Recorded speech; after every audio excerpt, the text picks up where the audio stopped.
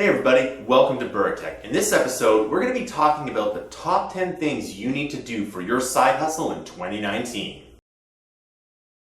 Alright, welcome back. So, like I said, in this episode, we're going to be talking about the top 10 things you need to do to start your side hustle in 2019. The first tip is to start really small. Lots of people, including myself, have lots of ideas and want to make a really big project. If you've never started a business before, or you've never done any kind of freelancing, I suggest to start really small. The reason I say this is that it's better to fail at a really small project than to fail at a really big project. Bigger projects take a lot of your time to complete and they require much more finesse. If you do something small, you'll start to learn all the ropes with a very small project, and when you get to your bigger projects, you'll have much more education. Tip number 2, use a pseudonym or a business name, but don't use your real name. The reason why I say this is that when you're first starting out, chances are you're going to make a lot of mistakes and you don't want people to look in on that. So if you use a pseudonym or a different business name, you can close that business down whether or not it's successful or not. If it's not successful, you can forget about it and leave it off your resume or your portfolio in the future, and if it is successful, you can include it. But if you use your real name, all of those projects will be tied to your name. Tip number 3, try different business ideas until you find something that people really want.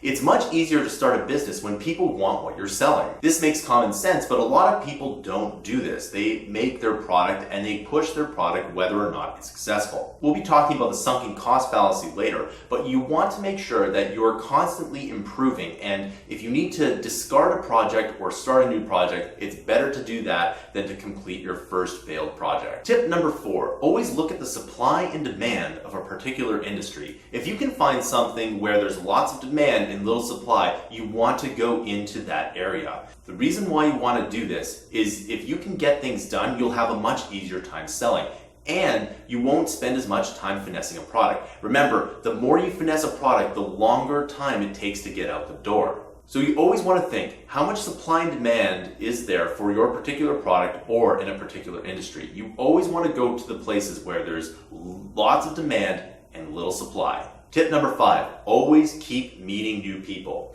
You never know when a person or a connection might come in handy. Remember that people constantly move jobs or they go into a different field, and that connection that you made 2 years ago might be a good connection today where it wasn't good 2 years ago. So you always want to keep making friends, and the more friends you have, the more successful you'll be. It might not be relevant to your current side hustle, but it might be relevant to your next side hustle. Tip number 6, even if your side hustle isn't going anywhere, when you meet people, you have to sell your product like it is going somewhere, but you don't want to oversell it. Anyone can see if you're overselling your current side hustle. Remember, it can take a long time to get your side hustle out the door, and it can take a long time for traction to happen.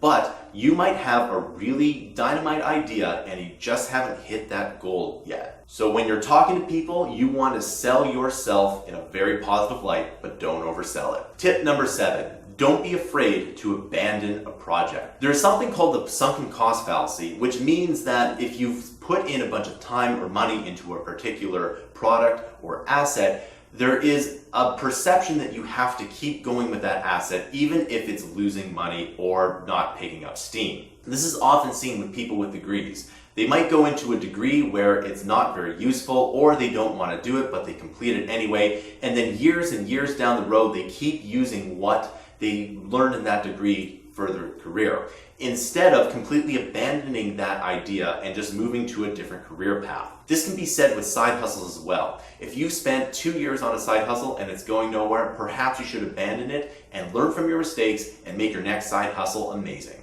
Tip number 8. Remember, every time you fail, there's a lesson to be learned in there. The more you fail, the more you learn. And that's why I always say you want to start with something small, because if you fail at something really small, then you can learn from that small mistake and it won't be a bigger mistake down the road.